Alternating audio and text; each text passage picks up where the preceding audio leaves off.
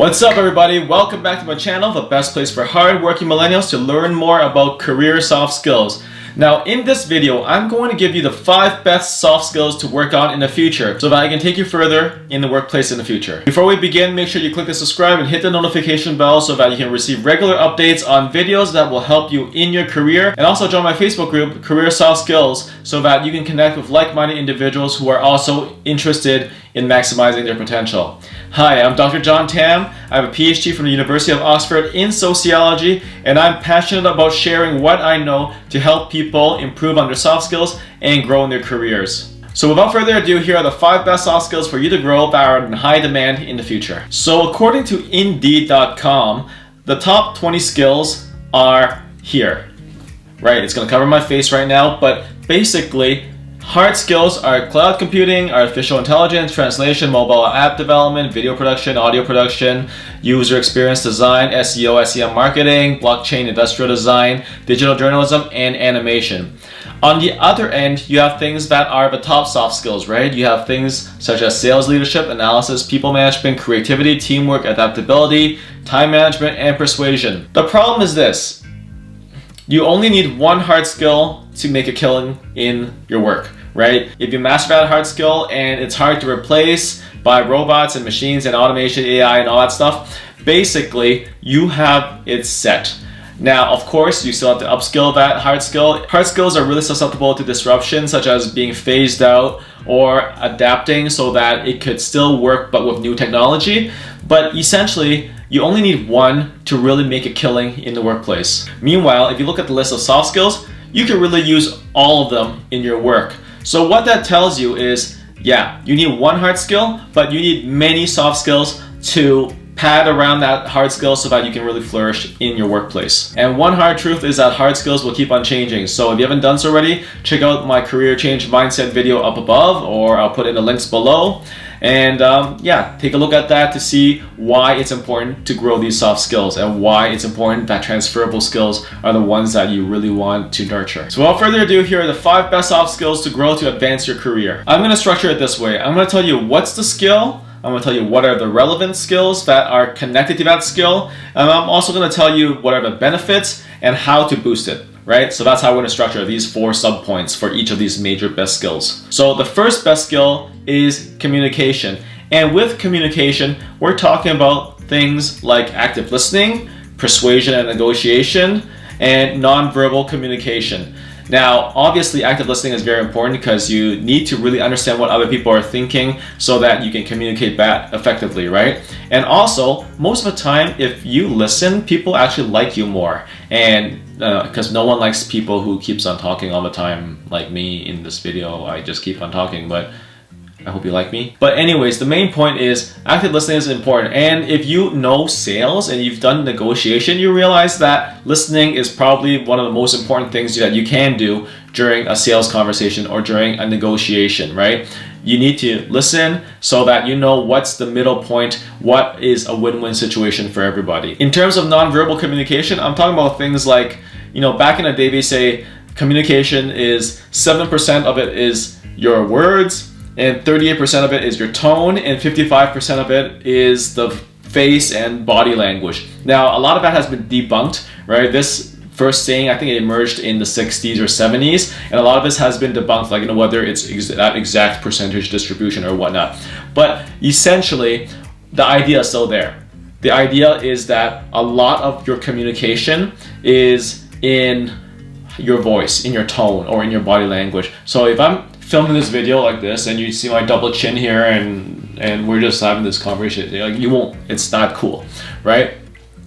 And similarly, if you're talking to somebody and you're projecting your tone of voice and you're saying, so for example, if you're talking to somebody and then they say, great job, or if someone says, great job, or someone says, great job, right? That makes a huge difference. So knowing the appropriate tones, knowing the appropriate way to express it is super important. And to add another layer of complexity, every culture interprets tone differently. So there are a lot of universals, such as, you know, the intensity of your voice, the timbre of your voice, whether it's low, high, whether it's going up or down.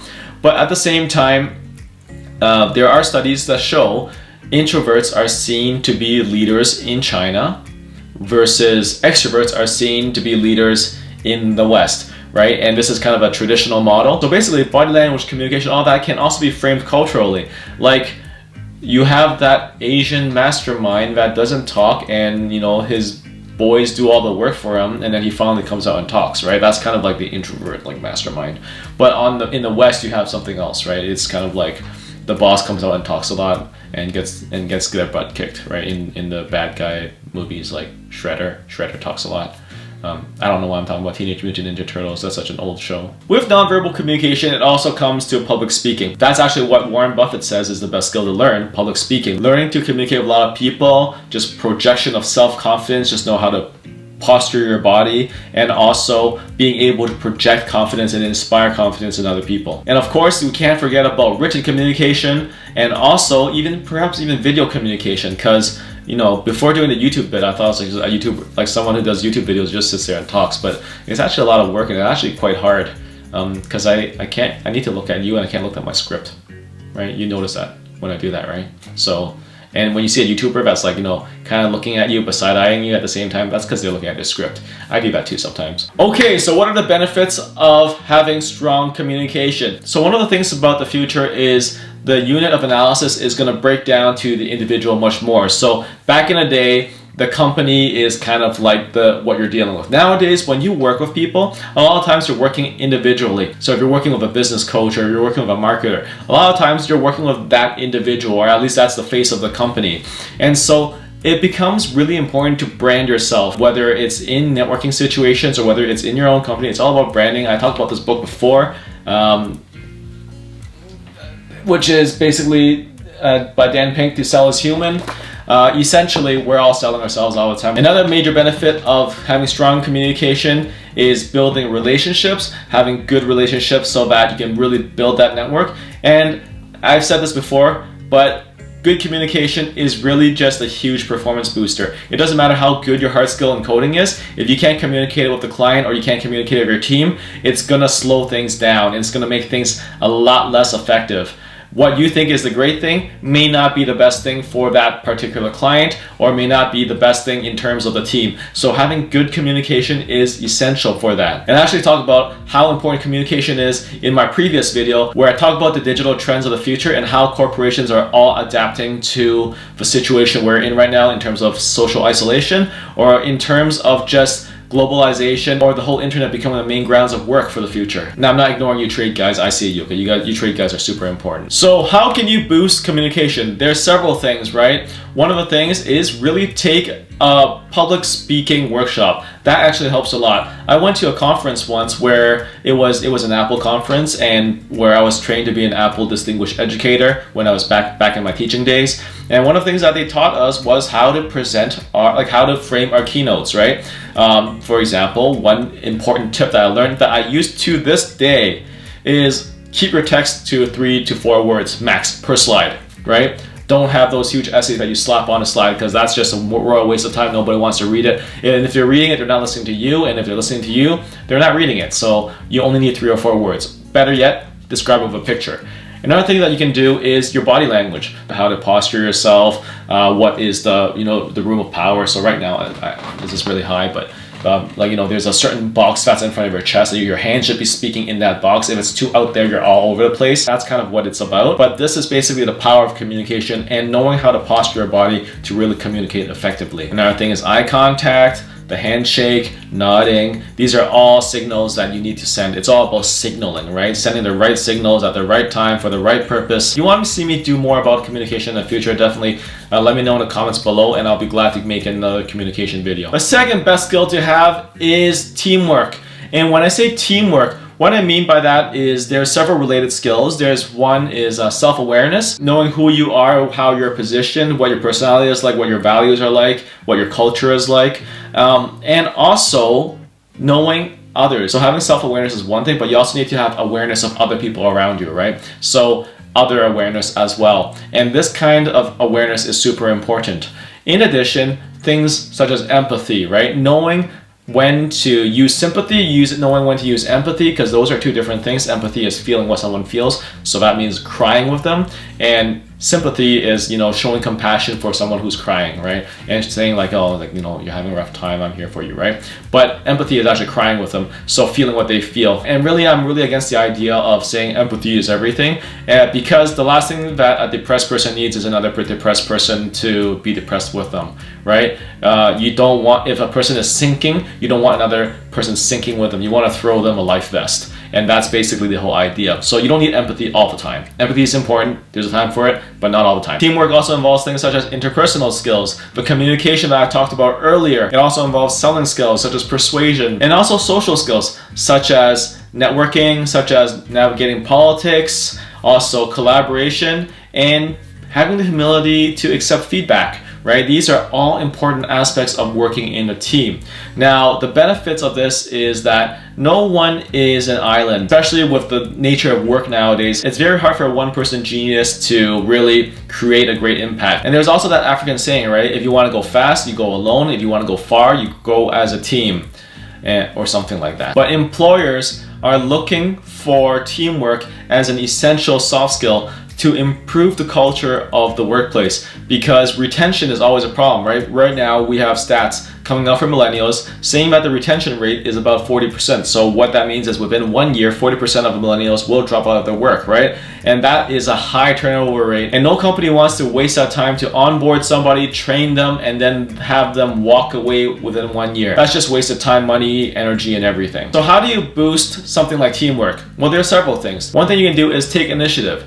Be willing to lend a hand and be available to help someone, because that's basically you signaling that you're willing to help somebody. Now, of course, don't do it to the extent of that you're taking advantage of all the time, but basically being a willing team player is essential. And this may involve offering to cover for somebody if they're in a fix, right? And another thing is to take responsibility for your actions, right? If you mess up, that's okay. Just take it as a learning experience and go from there. And sure, there's the workplace culture where people can judge you heavily for poor work done, but there's also the internal mindset where you can take it as feedback. There's no such thing as failure. It's a growth opportunity, right? So once again, it's mindset. So definitely, like I said before, check out that mindset video if you haven't done so already. The third best soft skill is adaptability. And adaptability is basically our ability to adapt to different situations, and when adversity strikes, we're able to flex and adjust rather than being crushed by adversity, right? A major aspect of this can be found in our personality. And in the Big 5 personality traits, we call that openness to experience. Openness to experience is essentially our ability to absorb new ideas, and it's also somewhat tied into trait conscientiousness. Low conscientiousness is related to high openness to experience. And basically, being able to flex and adjust and accept new ideas. If you want to know what your trait openness is, definitely go check out my personality test, which I have in the links below. It's totally free. Go to my website, answer 10 questions, you'll get a good snapshot of it. Now, there are several related skills with adaptability. The first related skill is consistency, right? The ability to be consistent in what you're doing. Because if you're adapting all the time, then what are you actually doing, right? Because all you do is react. You have to have a system, and so having that consistency is important, and then you can slap adaptability on top of that, because otherwise you're all over the place. The second related skill is being optimistic, right? Having the right mindset to think that things are going to turn all right. And that's usually related to trait extroversion, because extroverts tend to have more positive emotion to go explore, right? That's why they're extroverts. And if you're an introvert, it's not the end of the world. You can have a lot of optimistic introverts too. I'm just saying that these are the trends. And the third related skill is organizing flexibly, right? And when I say that, I mean, like I said about the consistency bit, it's about organizing your structure, but also being able to adapt your structure so that it's not too rigid, so that it's not like everything has to be lockstep. Things are flexible and more malleable, and this actually takes a lot of skill as well. So learning that skill is important. Now, there are several ways to boost adaptability, right? The first way, I mentioned this earlier, is having a growth mindset. And growth mindset is something that's proposed by Stanford educator called Carol Dweck. And this is opposed to a fixed mindset. And a fixed mindset is something like about how introverts generally have more negative emotionality, right? That is actually a fixed mindset. And so that's why I'm saying, don't think of yourself as, because I'm a certain personality, I'm gonna be stuck here. What you can do is you can adopt a growth mindset and bust out of that bubble, right? It's going to be okay. Take every failure, what you perceive as a failure, and reframe it so that it's an opportunity. It's a learning opportunity. Another way to boost adaptability is to focus on the soft skills, because these are the transferable skills, and to really learn how to grow them. When was the last time you went to school and you actually learned a soft skill?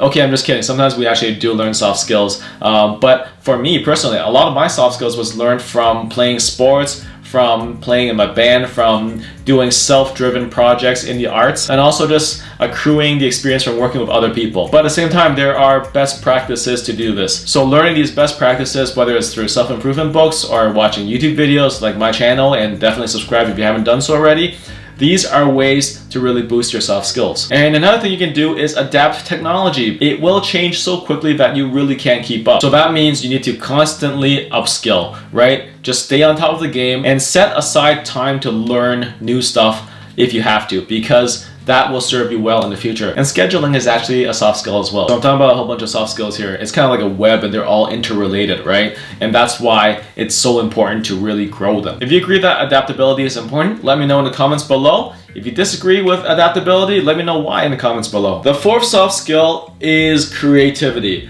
Like I said in a previous video, which I'll put in links above, about the future trends of AI, automation, robots, and work, what the future holds is that people are going to be selling themselves on creativity and not productivity, because a lot of the rote productive tasks can be handled by automation. So what that means is that we as humans will create novel solutions to solve problems, because at the end of the day, people are paid to solve problems. Robots won't really know how to create the best thing for humans because they're not a human, and therefore it takes a human to really figure out a way to truly solve someone's problem. And therefore, creativity becomes such an essential element to it. And related skills to creativity would involve critical thinking, it would involve problem solving, it will involve lateral and divergent thinking, so that you can really weigh whether an idea is good or not, right? Because a lot of times we have a lot of novel ideas, but at the end of the day, it comes down to execution. Is it executable?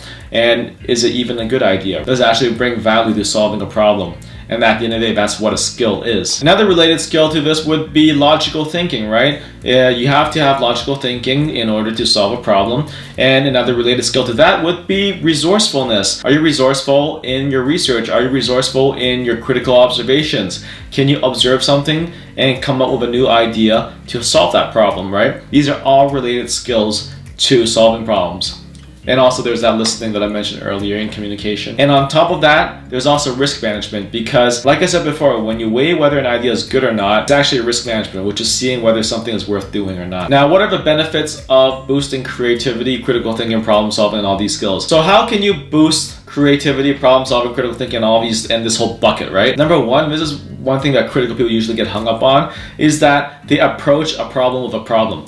Always try to approach a problem with a solution. And by doing that, it's a lot more approachable, because instead of raising more problems, because if your boss is having problems already and you give him another problem, it's like, yo, like why are you doing this to me? You're making my life more miserable, right? So come up with a solution, be cognizant of the problems around it, or at least come up with the best one available to you, and then bring that up. Because at the end of the day, people are paid to solve problems, and it's the best thing to solve it before you bring it to your boss. Another thing that you can do is to learn more and to make more connections. When I say connections, it's just mental connections inside your brain. So watch more videos that are helpful to you, read more books that are helpful to you, read what you're interested in, and go and take a break from your work once in a while so that you can have other forms of stimuli. Because we know from brain research that even when you're not working, your brain is actually still trying to solve the problem in the back, right? That's why sleep is so important, because your brain is actually trying to solve the problem. Have you ever fell asleep before trying to work on a problem, and the next morning you're like, oh, I figured it out, right? Well, that's because your brain was actually working on it. And also learning how to brainstorm and use these different skills on thinking is super important. One thing that I would actually recommend you do is to use mind maps, right? Map out ideas, move them around, and see how it goes. These are just some very practical tips on how to boost that bucket of creativity. The fifth and final best soft skill to have is a strong work ethic. And when I'm talking about work ethic, I'm talking about one's disposition and behavior at work. You can think a work ethic, but what people really can measure is what you're actually like at work, right? What's your attitude? What's your body language? Are you on time? Are you consistent Are you timely with your replies? Are you a good communicator? Can you deliver the deliverables, right? Are you reliable? These are all things that's super important. And there are related skills to this, such as having an attention to detail, having that positive energy that you can bring to the workplace, and also being a person of integrity so that people can trust you and know that you are dependable. And there are ways to boost this, such as ways to just organize your life. Use a calendar if you haven't done so already. Use an agenda. Use something to take notes, such as Evernote or just your iPhone notepad or Google Docs, just to keep track of your stuff, right? Just having your life organized will make your life easier. It actually removes a lot of stress and chaos that may pop up. And that will then allow you to have that work ethic to deliver the deliverables. So clearly, soft skills are trending right now. So I would actually recommend you to watch some of the previous videos which I've released on soft skills, such as the ones where I discuss how AI, robotics, automation is affecting the soft skill demands of the future in the workplace. Or you can also check out that PDF I have below where I talk about AI and the future of work. And you can also do that personality test, which I said is totally free. In the description below, 10 questions, 2 minutes, the gold standard Big 5 personality traits. Also, you can network with like-minded individuals, such as join my Facebook group, Career Soft Skills. And in my next video, I'm going to be talking about what are the specific benefits of having strong soft skills. These soft skills that I listed, what are the specific benefits that it's going to bring to your work? And I'm going to share my own experience on how I use soft skills to advance my career at work. And so definitely click the subscribe button and hit the notification bell so that you can receive an update when it comes out. Also, leave a comment below and let me know your thoughts on this video. I know this one is a little bit longer because I spent a lot of time expanding each point, but I think it's really valuable for everyone to really understand how important these soft skills are and how interconnected they all are. So yeah, leave a comment below and let me know your thoughts. And also give this video a like if you liked it, and share it with your friends and your network if you found it valuable. Take care, everybody.